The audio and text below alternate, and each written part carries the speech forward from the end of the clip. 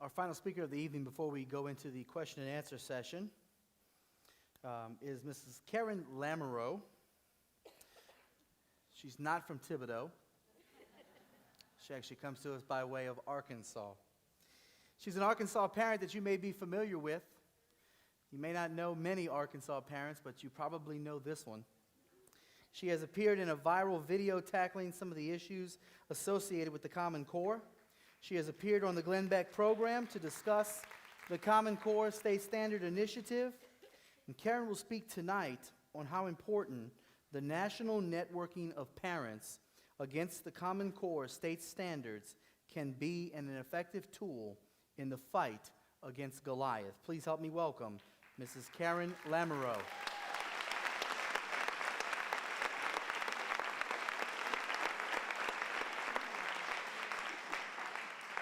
Good evening.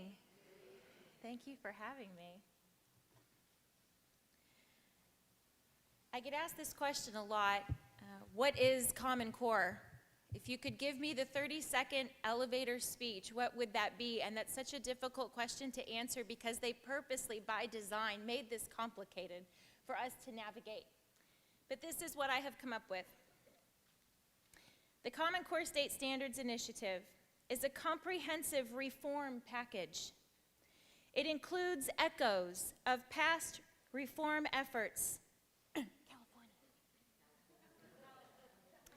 and is tied to a global agenda, which includes national standards and increased testing to which teacher evaluations are tied. It also includes databases and sharing of our student data with the federal government and an undisclosed number of agencies. Other elements include behavioral and non-cognitive assessments, workforce pathways, and increased for-profit charter school expansion. This is a violation of our constitutional rights and our state sovereignty. And it creates a market that profits from our tax dollars. Fellow parents, 6 months ago, my 4th grade son came home from school with a math assignment and immediately started crying and having the kind of meltdown that I know every mother recognizes. You know, the kind where they're on the floor, wailing. Oh, I can't do this. But this was different. This wasn't the kind of meltdown that I get when I say, why haven't you loaded the dishwasher 3 times? That's a different meltdown. This was visceral. This was a visceral response from my son. He could not do his math homework because he lacked the tiles. The tiles were in the tile box in the classroom, and unless he has all of these hundreds of tiles to lay out on the dining room table to count, he cannot do a simple single-digit multiplication problem in the 4th grade. He is beside himself. And I say, you know, I memorized my multiplication tables in the 3rd grade. I distinctly remember that. You want to know why? I remember because my grandmother was the one who made me sit on the living room floor with those darn flashcards for hours, and I hated her for it. I hated her for it. I have a daughter that's 1 year older than my son. She memorized her multiplication tables last year. Why didn't my son learn them in the 3rd grade last year? What changed? Boy, this teacher, she's got a real problem, doesn't she? I'm going to go talk to this teacher. Boy, she's going to hear from me. What we ended up doing for my son was emptying a box of raw Kraft macaroni and cheese so that he could lay the raw noodles out on the table and count them one by one to do his math assignment. We spent 3 hours counting macaroni to do something he should have been finished with in 15 minutes. I go meet with the teacher. What is this crap that you're sending home with my child? Here comes another visceral response. She gets up. She closes the door. She closes the blinds. She lowers her voice and says, I have no choice. I don't like this any more than you do. Welcome to the Common Core.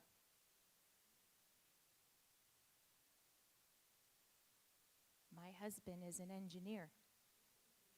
This is the teacher talking. My husband had to draw these little silly circles and squares and count with boxes. He'd set somebody's house on fire. I'm thinking of leaving.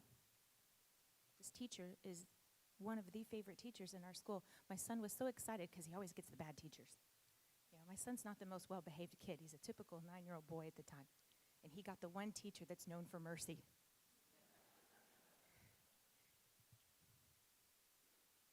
And my heart sank for her.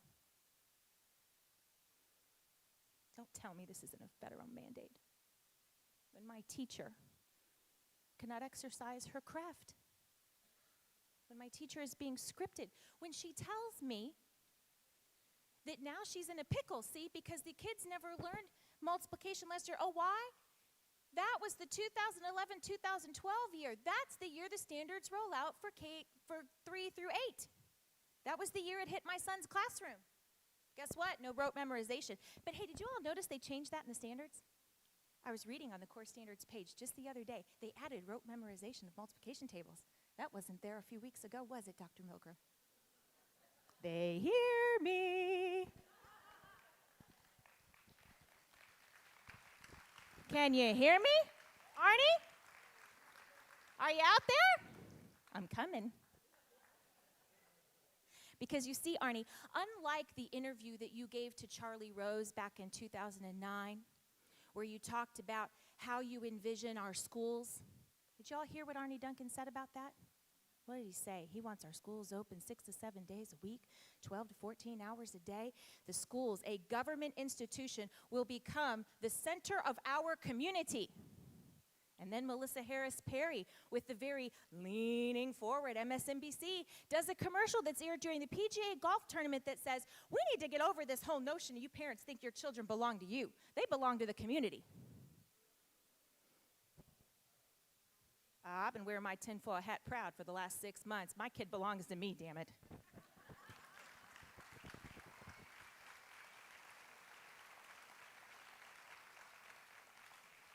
I pay your salary with my property taxes, and I want this macaroni math out of my classroom.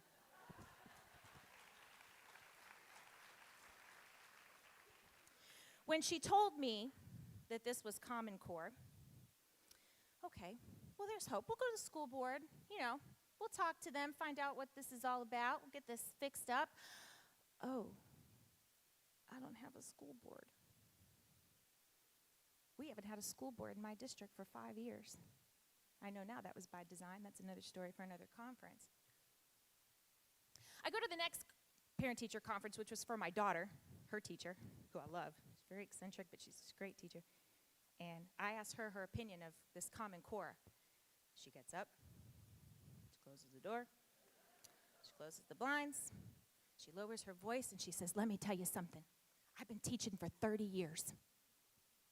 This is crap. And they're trying to run me out of here because I'm the only one that speaks up. They got all these nice new little young teachers coming out of the college, and they all think this Common Core is great stuff because they're not old enough to know any better. I've been here for 30 years, and they won't listen to me.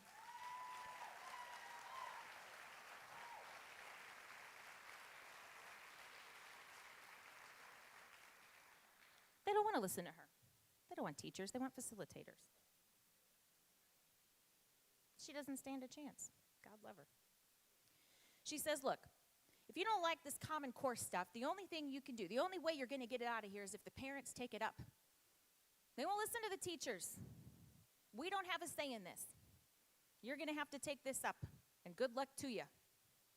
Okay, so I get to reading. I get online. I'm up all night long. All night long. till 2 in the morning. My husband says, why won't you turn the computer off and go to sleep? Because one thing leads to another, and where the hell have I been for the last 40 years? I thought it was Obama's fault. It's not Obama's fault. This has been going on forever. How did I not know that the Federal Department of Education is younger than me? I just assumed they were always there. I'm 37 years old. I'm from a generation that has already been indoctrinated to the point that we don't even understand the role of education in our country. And what's happened is, what I've learned, what I've managed to cram into the last 6 months that should have been taught to me in school, and I went to private school my whole life, is that America is having an identity crisis. We're having an identity crisis with education. This is the fork in the road. It's very clear what these speakers told you about this being about workforce pathways and human capital. They don't see our children as human anything, really. They don't. This is about profit. This is about a one-world government and control of people without money and say, freedom. Okay? So, and that's not tinfoil hat. Representative Lair in Missouri. Hope you like the hats you got today at the legislature. This is fact. Look it up. The parents are doing the homework for you guys in the legislature. Those of you that are here, you need to listen to these mothers because they've been up all night. You want facts? We'll give you facts. These are our kids. We're not making this up. I'm not a politician. I don't belong to any particular group. I do follow Emmett with Truth in American Education. But I have nothing to gain from this. I don't have time for this. I don't have time to drive 8 hours to come to Louisiana to convince a bunch of people in another state that they need to take up this cause because if we don't work together, it won't work. I've got 3 kids and a business to run, and I am a free woman, and I shouldn't have to do this in a free country. But alas, this is where we are. So, let me just share with you, how much time do I have? Am I running over? Because, I'll talk about this all night if you let me. 3 minutes? All right, I'm going to talk fast. You ready? Keep up. So we have the macaroni math, and I start reading, staying up all night. And I get to the whole thing about FERPA. What the heck is FERPA? I didn't know what FERPA was. What's a FERPA? Oh, there's no FERPA. Never mind. It never protected us in the first place. It was just sunshine and applesauce to make everybody feel better. Biometrics. They added biometrics to the definition of personally identifiable information. Why the heck would they want biometrics? Well, now we know, don't we? Now we know. They want to hook our kids up to all kinds of crazy Star Trek crap and start getting into their heads. So my daughter is sitting on the end of the bed while I'm boring my husband with, oh my God, you won't believe what I stumbled on today. Oh my God. How is this even real? It's like 1984, only 30 years too late. Right? You're laughing because you've said these exact same things. You are standing in your bedroom, in your bathrobe, having not slept for 3 days going, how the hell did this happen? Where have I been? Where have I been? So my daughter says to me, what about the fingerprints? They've been doing our fingerprints at school for over a year. I know where I've been. I've been at work and in the minivan. That's it. That's why I don't know this. Because I trusted my elected officials to take care of me and my kid. I now know the meaning of we the people. You see? We the people means we doing this and pressuring them and educating these guys over here. That's what we the people mean. We the people does not mean I'm going to vote for the guy I think looks the cutest in his suit and his party line and hope to God he has my interests at heart because now we know better, right? Okay. So yeah, they've been taking our fingerprint. We have these little fingerprint scanners we used to check out books in the library. Oh no, I read that grit study. I read all 300 pages of it. Take a shower, wash my hair, march back to school, opt my kid out of that. No fingerprints. I want a card. I want a library card. Okay, so they did it. So a few more long nights. I get to reading some more about all this the cognitive behavioral assessments these guys want to do and their intentions and how my kid's just a piece of human capital. And lo and behold, Class Dojo. Do y'all have Class Dojo here? Huh, yeah, partnered with Pearson. Go opt out of that one too. March back up there. And I come to the conclusion that really the essence of this and the intent of the people behind this is to take away our parent rights. They want to convince the country that education is about the economy. They want to convince people that education is about economy. That's not what education is. Education is about creating free minds.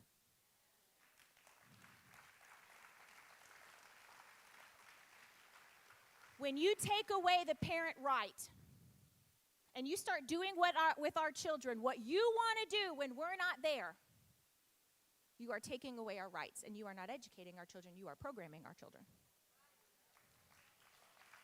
And that right there is where I draw the line, see? That's when I end up in front of the state school board in Arkansas, when they won't listen to me. See, that happened back in the Clinton administration. The Goals to Work 2000 Act and this workforce planning crap goes way back behind the Clintons, but you can't blame the political parties for this, because both parties equally sold us out to this. Both of them did. Bush, all of them. So, went up to my state school board after emailing with them 2 weeks, not getting appropriate responses, getting copy and paste propaganda from the Common Core website. So I went up there and gave them a piece of my mind and plastered their asses all over YouTube for 500,000 viewers.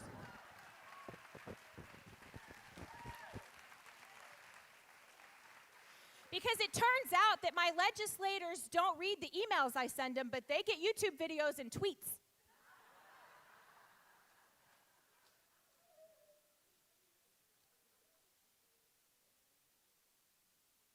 All right, here's the thing. One more thing I wanted to point out that wasn't mentioned about the gates, because I noticed there's a lot of people in the audience who were unaware of the gates thing. Think, okay, I'm sorry. I got so much, and it's only one trip in Louisiana. Okay.